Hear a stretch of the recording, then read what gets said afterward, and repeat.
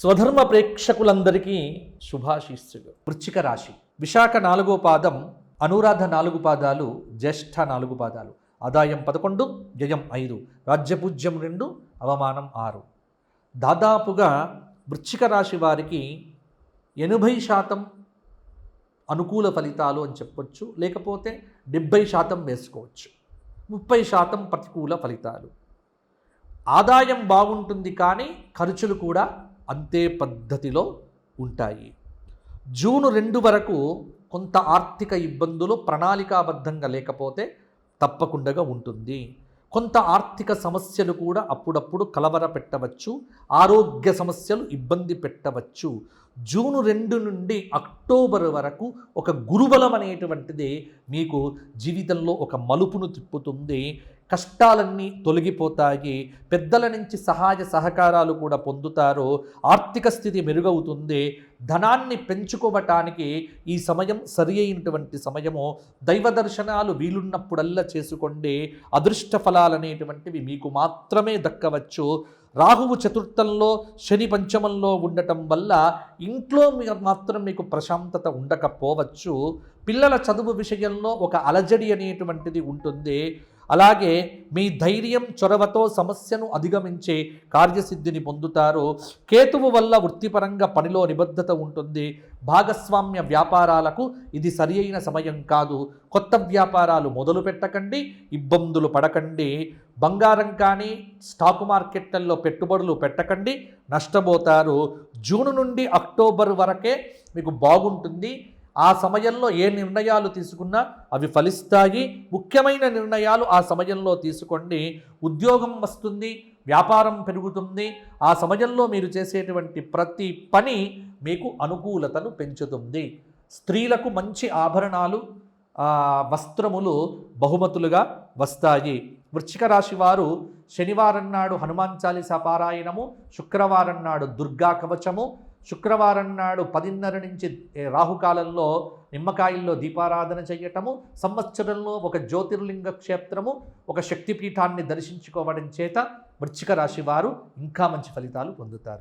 సకల శుభాలను అనుగ్రహించేది, సకల దోషములను హరింపచేసేది, గంగానదిలో స్నానమాచరించినంత పుణ్యమును ఇచ్చేటువంటిది, గోదాన భాగ్యమును అనుగ్రహించేది, ఆయురారోగ్య విద్యా బుద్ధులను, సత్సంతానాన్ని ప్రసాదించేటువంటి, సకల కర్మలను చక్కగా మనకు పుణ్య కర్మలను ఆచరింపజేసేటువంటి, సంవత్సర మాస పక్ష తిథివార నక్షత్ర కరణ యోగాలతో కూడినటువంటి పంచాంగమునకు నమస్కారము చేస్తూ, ఈ పంచాంగము మీ అందరినీ అనుగ్రహించుగాక, మీకు కాలము చక్కగా సద్వినియోగం అవ్వాలి అని ఆశీర్వచనం తెలియచేస్తూ,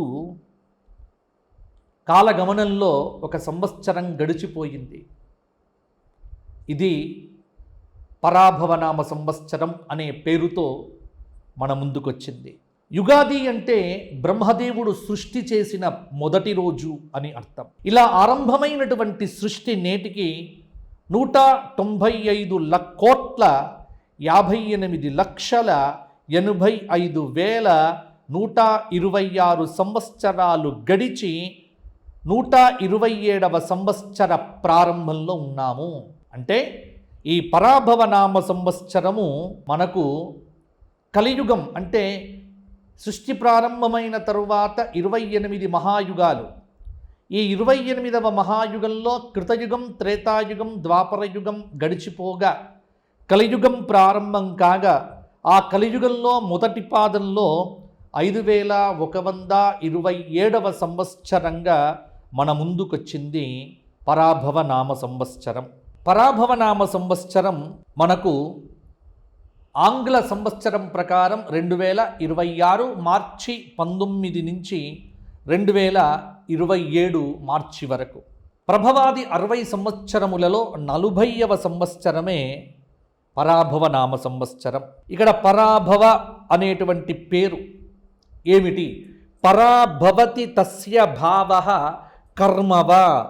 పరాభవాన్ని ఇచ్చే సంవత్సరం అని ఒక అర్థంలో తీసుకోవచ్చు. పరాభవం అనేటువంటి పదమునకు ఓటమి, అగౌరవం, అవమానం, ఇలా చాలా నానా అర్థాలు కనిపిస్తూ ఉన్నాయి. పరాభూత తిరస్కృత జనైరితి పరాభవ అని ఈ పరాభవ శబ్దమునకు వ్యుత్పత్తి కూడా చెప్పడం జరిగింది. అంటే అధికార మదం, అనైతికత, అసత్యం మొదలైనటువంటి వాటితో నిత్యం గడిపేటువంటి వారిని, అట్లా బతికేటువంటి వారికి ఓటమిని కలిగించే సంవత్సరం పరాభవనామ సంవత్సరం. కాబట్టి పేరును చూసి భయపడకండి. పేరులో ఏదో జరిగిపోతుంది అని కాదు, కానీ జాగ్రత్తగా ఉండమని అగ్నిపురాణం మనకు చెబుతోంది. ఈ పరాభవనామ సంవత్సరం 12 మాసములతో పాటు అధిక జ్యేష్ఠ మాసమును మన ముందుకు తెచ్చింది. 384 రోజుల పరాభవ నామ సంవత్సరం మీ అందరికీ బాగుండాలి అని కోరుకుంటూ పంచాంగ పఠనం అనేటువంటిది ఇక్కడ నేను ప్రారంభం చేస్తున్నా. పంచాంగంలో ముందు పరాభవనామ సంవత్సర శ్లోకం ఉంటుంది ఒకటి.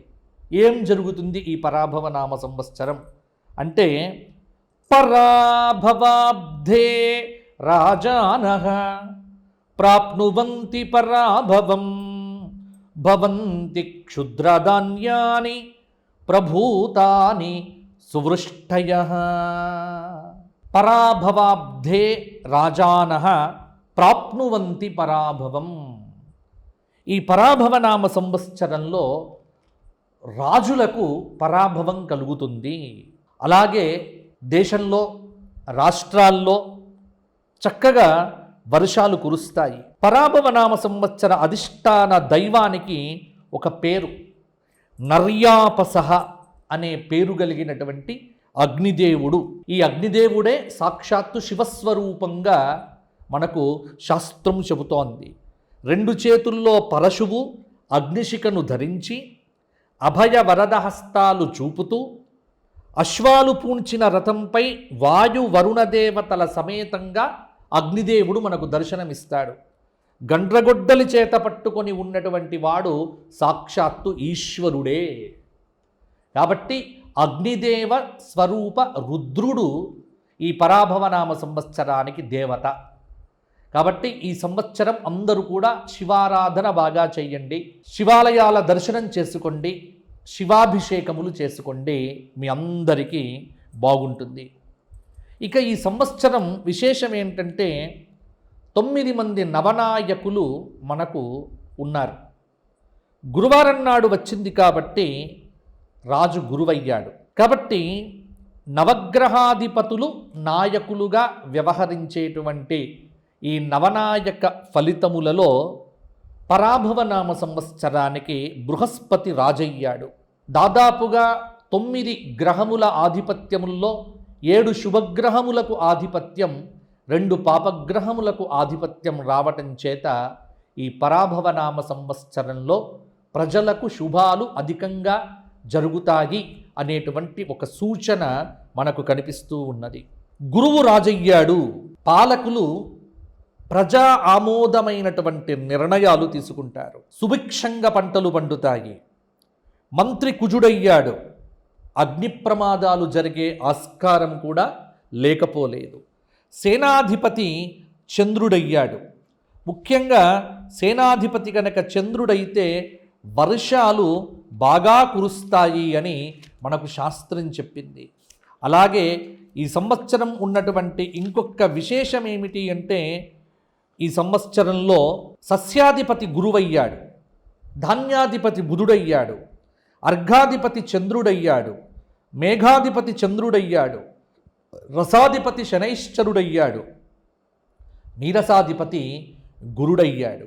కాబట్టి నవనాయక ఫలితములు మంచి ఫలితములుగానే మనకు గోచరిస్తూ ఉన్నాయి. ఈ పరాభవనామ సంవత్సరంలో గురుమౌఢ్యము జూలై 15 నుంచి ఆగస్టు 14 రోజు వరకు, అంటే 30 రోజులు, నెల రోజుల పాటు గురుమౌఢ్యమి. అందులో ఆషాఢశుద్ధ పాడ్యమి నుంచి శ్రావణ శుద్ధ విధియ కాబట్టి శూన్యమాసంలోనే గురుపౌఢ్యమి వచ్చింది కాబట్టి ముహూర్తములు ఎక్కడా కూడా పోలేదు. శుక్రమౌఢ్యమి అక్టోబర్ 19 నుంచి 29 వరకు 10 రోజులు మాత్రమే శుక్రమౌఢ్యమి. కాబట్టి ఈ సంవత్సరము ముహూర్తములకు ఇబ్బందులు అనేటువంటివి లేవు అని మీరందరూ కూడా తెలుసుకోవచ్చు. ఇక వాస్తుకర్తరి మే 4 నుంచి మే 29 వరకు ఈ సమయంలో గృహప్రవేశాదులు మొదలైనటువంటివి ఏమీ చెయ్యకూడదు.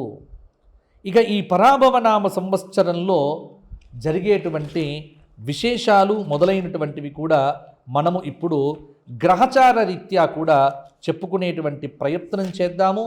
ముఖ్యంగా పరాభవనామ సంవత్సరంలో జగల్లగ్నమేమిటి, మీనలగ్నమేమిటి మొదలైనటువంటి అంశములను ఇప్పుడు సాకల్యంగా చెప్పుకుందాము. ఇక్కడ పరాభవనామ సంవత్సరంలో వర్షలగ్నం అనేటువంటిది మీనలగ్నం అయిపోయింది, జగల్లగ్నం అనేటువంటిది కర్కాటకమైంది. కాబట్టి లగ్న పంచమాధిపతి గురుడు కోణంలో ఉన్నాడు. కాబట్టి భారతదేశానికి అద్భుతమైనటువంటి రోజులు రాబోతున్నాయి.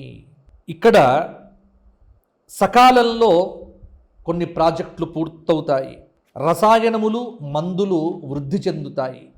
ఈ సంవత్సరం పరాభవనామ సంవత్సర ఫలితాంశమును కనుక మనం చూస్తే జగల్లగ్నం మీనం కావటం, ఈ సంవత్సరం చతుర్థ కేంద్రంలో గురువు ఉండి లగ్నాన్ని వీక్షించడం చేత అధికారులు సహాయపడతారు. లగ్న శని దశమానికి గురువీక్షణ వల్ల ఉపయోగ నిర్ణయాలు తీసుకోవటానికి ఆలస్యమైన పనులు మాత్రం జరుగుతూ ఉంటాయి. దేశీయ ఉత్పత్తి రంగం చాలా అభివృద్ధిలోకి వచ్చేటువంటి అవకాశం ఉంది. కేంద్ర ప్రభుత్వము ఈ సంవత్సరము సుస్థిరమైనటువంటి పరిపాలనను అందిస్తుంది. 100% దాదాపుగా అద్భుతమైనటువంటి పరిపాలన అందించే ప్రయత్నం చేస్తుంది. రవాణా అంతరిక్ష వ్యవస్థలో కొన్ని లోపాలు కనిపించే అవకాశం ఉంది. ఈ ఏడాది ప్రభుత్వం, అటు కేంద్ర ప్రభుత్వము ఇటు రాష్ట్ర ప్రభుత్వాలు ఈ రెండూ కూడా ఖచ్చితంగా కఠినమైనటువంటి నిర్ణయాలు తీసుకుంటాయి. 2 తెలుగు రాష్ట్రాల్లో పరిపాలన కొంతమేర అద్భుతంగానే కొనసాగుతుంది. ప్రాజెక్టులు, గృహ నిర్మాణ పనులు డబ్బులు లేక ఆగిపోయే అవకాశం కూడా ఉంది. అలాగే ప్రభుత్వాలు అనేక బాధ్యతలు మోస్తూ సంక్షేమ రంగానికి ఉచితాలకు చాలా డబ్బులు ఖర్చు పెట్టడం వల్ల కొంత ప్రజల్లో బానిసత్వం అనేటువంటి, అంటే ప్రజల్లో కొంత అలసత్వం అనేటువంటిది పెరిగే ఆస్కారం ఉంది. పరిపాలనా విధానంలో కొన్ని మార్పులు చేర్పులు కూడా కనిపిస్తూ ఉన్నాయి. ఇది దాదాపుగా ఈ సంవత్సరం, ఈ పరాభవనామ సంవత్సరము అస్సాంలో, పశ్చిమ బెంగాల్లో, తమిళనాడు, కేరళ, పుదుచ్చేరి చాలా రాష్ట్రాల్లో ఎన్నికలు జరుగుతాయి. దాదాపుగా అక్కడ గతంలో విజయాన్ని పొందినటువంటివే తిరిగి విజయం పొందే అవకాశాలు మనకు కనిపిస్తూ ఉన్నాయి. ముఖ్యంగా ఈ సంవత్సరం ఏమిటి అంటే చాలా వస్తువుల ధరలు పెరుగుతాయి, ఖర్చులు విపరీతంగా ఉంటాయి. మధ్యతరగతి వారు కొంత ఇబ్బంది పడే ఆస్కారం కూడా ఉంది. పొదుపు సూత్రాన్ని మీరు అమలు చెయ్యకపోతే చాలా ఇబ్బందులు ఎదుర్కోవలసి ఉంటుంది. ఆర్థిక స్థిరత్వం లేకపోవటము, యుద్ధ భయం వల్ల స్టాక్ మార్కెట్లు కుదేలు కావటము, తులం బంగారము 2 లక్షలు దాటి ఇంకా పరిగెత్తుతూ ఉంటుంది. బంగారం కానీ వెండి కానీ పరుగు పంద్యాన్ని ఆపడం అనేటువంటిది కష్టం. సామాన్య ప్రజలకు, మధ్యతరగతి కుటుంబీకులకు బంగారం కానీ వెండి కానీ కొనడం అనేటువంటిది కష్టంగానే ఉంటుంది. అలాగే స్టాక్ మార్కెట్లలో కానీ మిగతా ఎక్కడా డబ్బులు పెట్టొద్దు. ఉన్న డబ్బులు పొదుపుగా దాచుకునే ప్రయత్నం చేస్తే కనుక ఈ సంవత్సరం కొంత అనుకూలంగా ఉంటుంది. ఇక కొత్త వ్యాపారాలు మొదలు పెట్టకుండా పాత వ్యాపారాలనే కంటిన్యూ చేయండి. వ్యవసాయం అనేటువంటిది వర్షాలు బ్రహ్మాండంగా కురిసే అవకాశం ఉంది. వడగళ్ల వానలు అప్పుడప్పుడు నష్టాన్ని కూడా తీసుకొని రావచ్చు. గత సంవత్సరం కంటే ఈ సంవత్సరం పంటల విషయంలో కొంత మేలనేటువంటిది ఉంటుంది. విద్యారంగంలో మార్పులు చాలా వరకు బృహస్పతి రాజు కావటం చేత జరిగే ఆస్కారం అనేటువంటిది కనిపిస్తూ ఉన్నది. ఇక ముఖ్యంగా యువత, భారతదేశ యువత సోషల్ మీడియా అలాగే రీల్స్ పిచ్చిలో పడిపోయి సమయాన్ని బాగా వ్యర్థం చేసుకుంటారు.